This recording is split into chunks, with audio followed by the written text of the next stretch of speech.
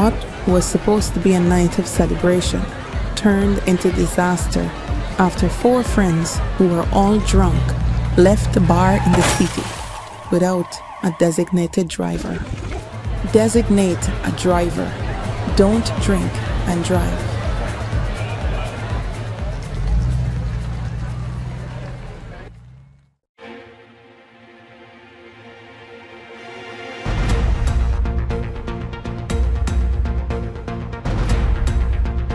This is your news source evening bulletin for today, Friday, the 1st day of November in the year 2024. I'm Gordon Mosley reporting, and here's what we're tracking tonight. The acting Chancellor of the Judiciary, Justice Janet Cummings, has ordered Acting Chief Magistrate Faith McGusty to preside over the criminal trial into the alleged election fraud case. The Acting Chief Magistrate made the announcement today as the case was called at the Georgetown Magistrates Court. Chief Magistrate McGusty replaces Magistrate Lerone Daly, who fell ill shortly after the trial commenced back in July. Magistrate Daly remains unwell and away from work. The Acting Chief Magistrate said the decision was taken to transfer the case given the extensive delays experienced due to the ill health of the presiding magistrate. In the circumstances, the matter will now have to be restarted, the Acting Chief Magistrate said. She said the Chancellor of the Judiciary wanted the matter to be called today, but she could not work that miracle. After a brief consultation with both the prosecution and the defense teams, it was agreed that a case management conference will take place next Wednesday to chart the way forward. The trial into the alleged attempt to commit fraud during the last elections in 2020 began on the 29th of July. However, it was adjourned after just 3 days as the prosecution raised repeated concerns over the omission of certain evidence that were deemed inadmissible by the then magistrate. The prosecution had also complained bitterly about the number of objections raised by the defense. At the time, only 2 witnesses had testified before the court: Minister of Local Government Sonia Parag and Head of the Diaspora Unit at the Foreign Affairs Ministry, Rosalind Razul. State Counsel Lachmi Rahama told the court that it is the prosecution's hope that the court restarts with those 2 witnesses. Meanwhile, Attorney-at-Law Hussie Anderson, one of the attorneys for the defendants in the matter, told the court today that it was important to address some of the issues that arose when the trial initially began. One such issue was that of record keeping, and the Chief Magistrate acting used the opportunity to clarify that the court will be using a recording device. She said if something is recorded, it cannot be refuted. Anderson, though not objecting, made it known that the defense team will be making its objections known if hearsay evidence is used to pollute the record. The court assured that inadmissible evidence will be disregarded. The defendants in the matter are former Chief Election Officer Keith Lowenfield, former Deputy Chief Election Officer Roxanne Myers, and former Region 4 Returning Officer Clement Mingo, along with Opposition Member of Parliament Valda Lawrence, PNC Reform Member Carol Smith-Joseph, and the election officers Shafern February, Enrique Leven, Dennis Bob Cummings, and Michelle Miller. Together, the 9 accused are facing 19 conspiracy charges relating to an alleged attempt to declare fraudulent results during the 2020 elections. They have all declared their innocence. More news coming up in just a moment. It all starts with one. Maybe it's one look, you know the one, or one touch, even one word.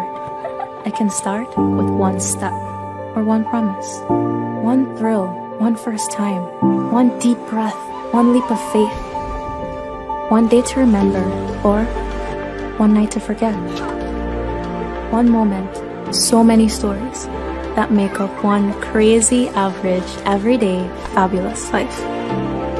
We get one life, just one. Make your move. It all starts with one.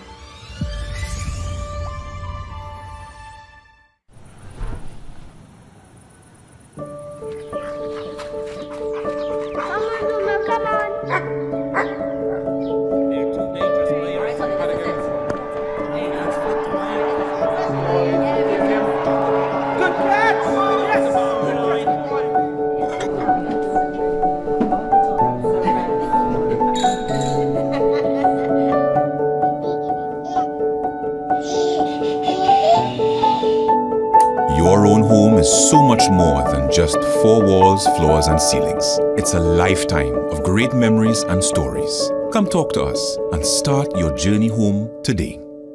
Republic Bank, we're the one for you. Is there anybody in this house want to worship the Lord with me? Hi music fans, it's here again. It's the Gospel Music Awards 2024 and the launching of Charlene Maloney's new album titled He's Greater. He's greater. It's a double event, one night only. It's praise and worship at the National Cultural Center, Saturday, November 2nd at 8 p.m. or 20 hours sharp. Tickets cost $3,000 and $2,000. It's Gospel Music Awards and a concert. Special appearances by Ambassador Charlene Maloney and other top Guyanese artists. You cannot afford to miss this one. Be there. Get your tickets at the National Cultural Center, Wireless Connections Border Market, and Andrew Supermarket.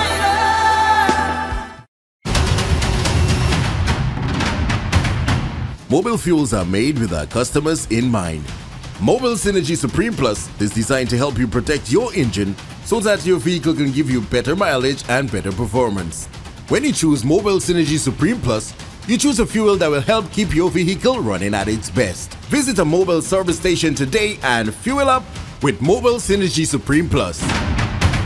Mobile trademarks are owned by ExxonMobil and used under license.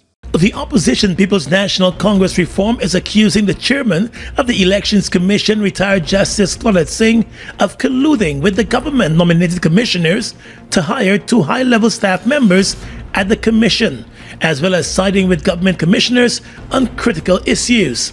In a statement today, the opposition party said the recent appointments by GECOM of a civic and voter education manager and the logistics manager provide further evidence that the chairperson is not prepared to work in the best interest of the commission and fulfill her duties with impartiality. The PNC said the 2 positions were filled by persons who possess inferior qualifications and relevant experience compared to other applicants who were rejected by the GECOM chair and the 3 PPP-nominated commissioners. The PNC said it has noted similar occurrences in the past, especially with the appointments of the current chief election officer and his deputy, even though they did not have the required years of relevant job experience. The party said the Guyana Elections Commission chairperson must come clean and explain to the Guyanese public why she sides with the PPP commissioners on all critical matters. The party also said failure on the part of Justice Singh to do that would further cement the view that she is working in cohort with the governing party. The PNC reform said the commission must be professionalized and must not become a political pawn of any party. The opposition party also wants a chairman of GECOM who communicates with the public regularly to increase transparency and public confidence in the commission's decision-making process. The party has also reiterated its call for a more modern and effective administrative system and voting technologies, including a clean voters list and biometrics for the next elections.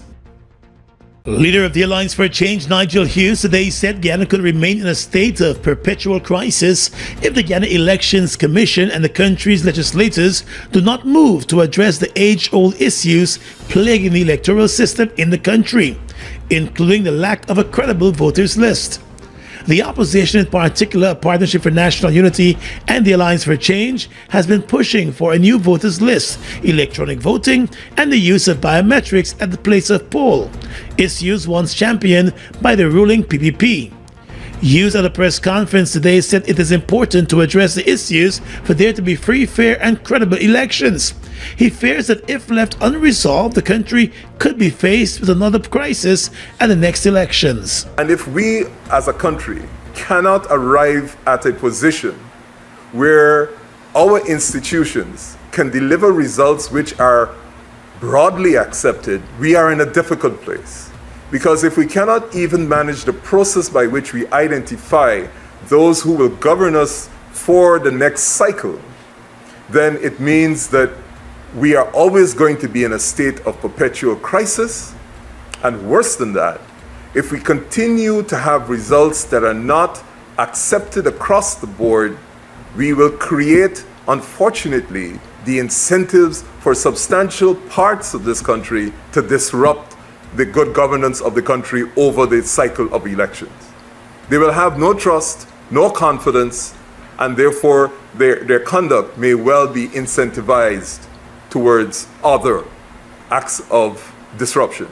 The AFC leader also said the issues raised by his party are not new, pointing out that while in opposition, the PP Civic, through its General Secretary at the time, Barry Jagdeo, also lobbied for the National Register of Registrants database to be revamped. I would have thought, as we now have the wealth that we have and we are aspiring to become a modern democratic society, that the least we could do is, since the General Secretary said so 15 years ago, or however long it was, and we are saying so now, we want enhanced biometrics, we want a new list, we want fair systems of hiring, then let us get together and identify the process, since all of us have made this allegation at some stage, that will give us enhanced biometrics, a fair system, and will give us a voting list which is acceptable to all parties. And he warned that if left unresolved, the country could be laying the foundation for difficulties after the elections.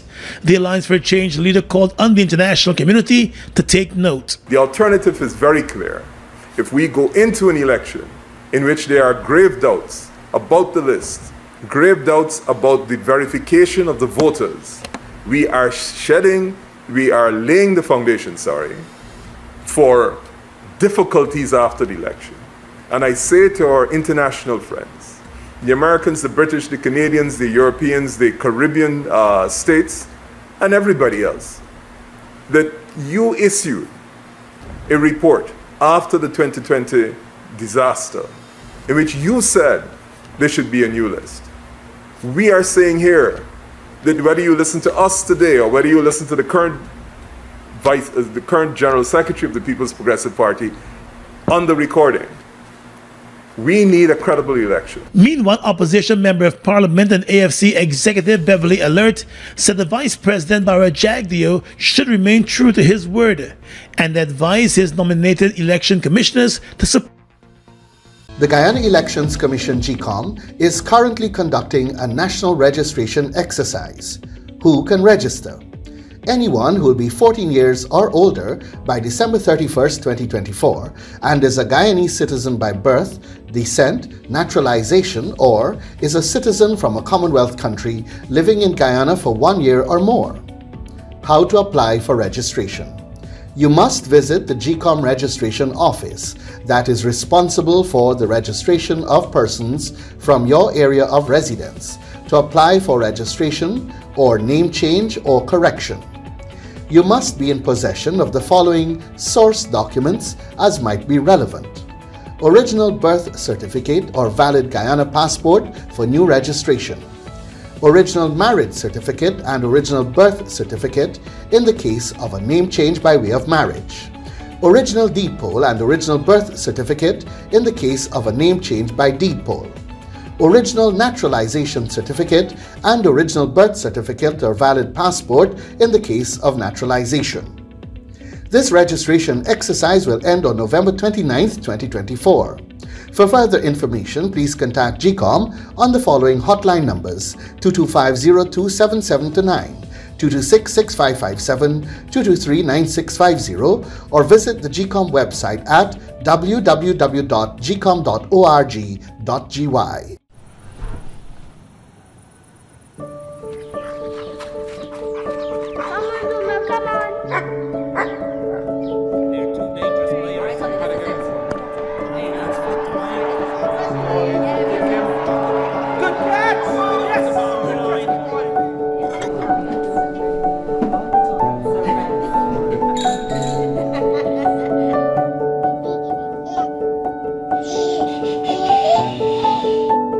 Your own home is so much more than just four walls, floors, and ceilings. It's a lifetime of great memories and stories. Come talk to us and start your journey home today. Republic Bank, we're the one for you.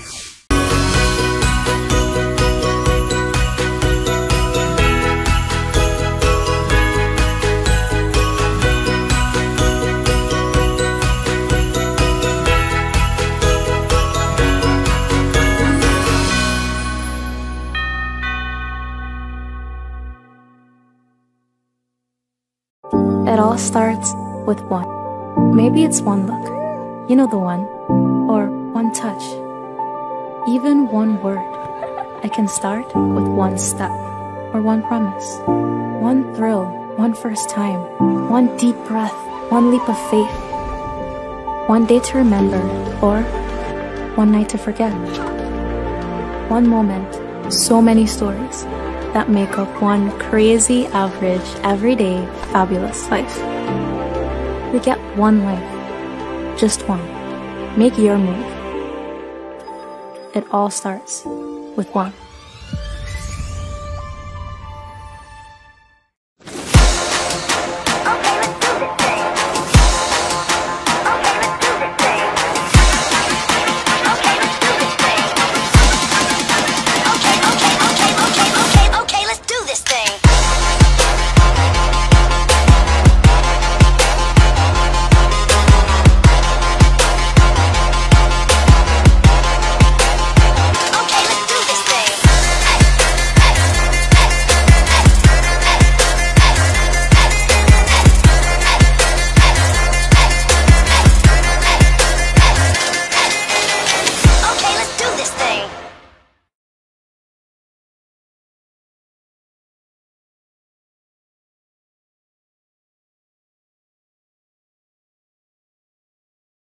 A 6-year-old boy lost his life 2 days ago after swallowing a thumbtack while at school and choking on it. His family believes the life could have been saved had his teacher paid attention to his cry out for help. However, the school has indicated that the teacher offered help right away and has provided a video recording of the incident to back up its position. The incident took place on the 29th of October. According to the family, the young boy attended a private school in the village of Crane on the west coast of the Marara. With surveillance video cameras in the classroom, the family explained that during a session, little Mekai Rodriguez could have been seen walking over to the class teacher, showing signs that he was having difficulty breathing. He was reportedly directed back to his seat, but later returned to the class teacher with his water bottle in hand and shaking. The school has provided a video recording of the incident, which showed the teacher offering help to the young boy once he went to her with a complaint. In the video, the teacher could be seen leaving her desk and offering help before seeking the help of other teachers and rushing the child to the hospital.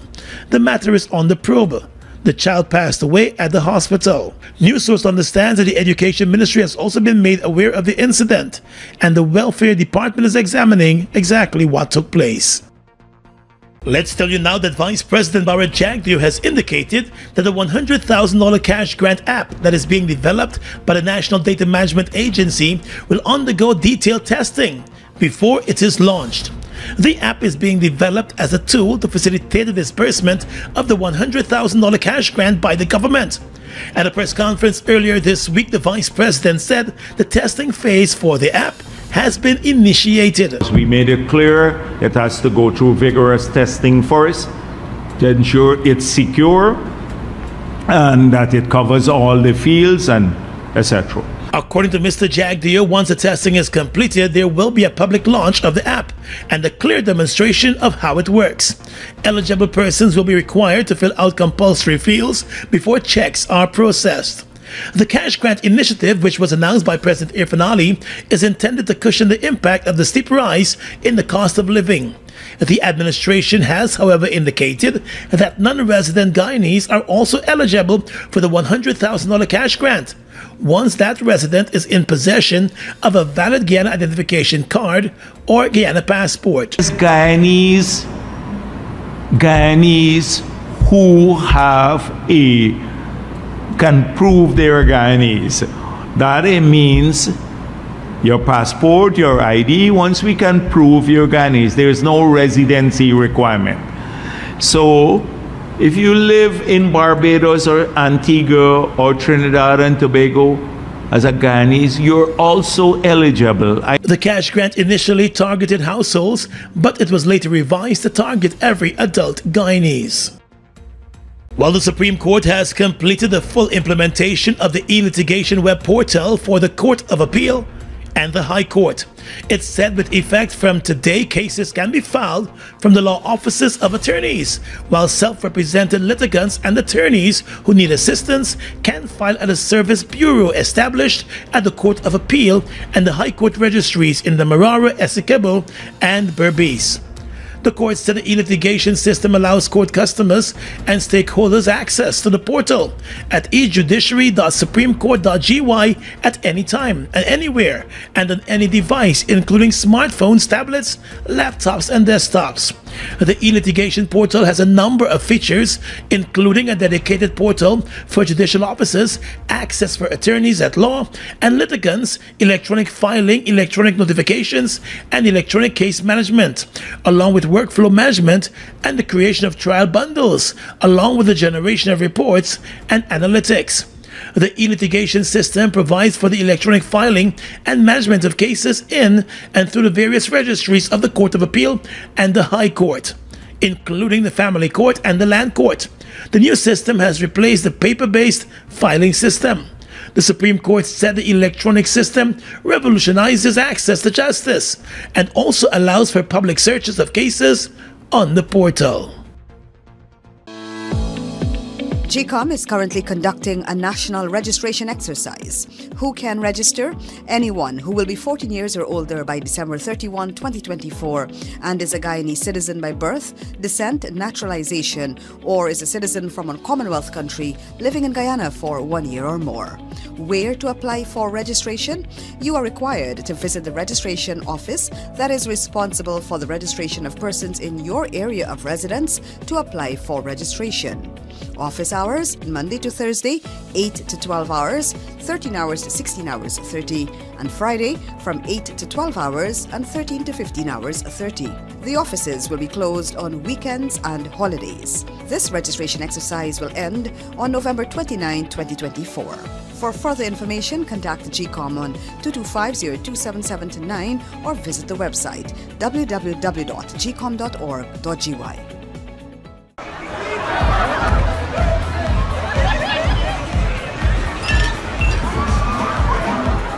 What was supposed to be a night of celebration turned into disaster after 4 friends who were all drunk left the bar in the city without a designated driver.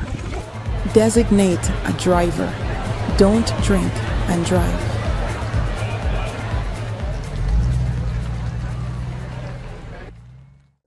It all starts with one.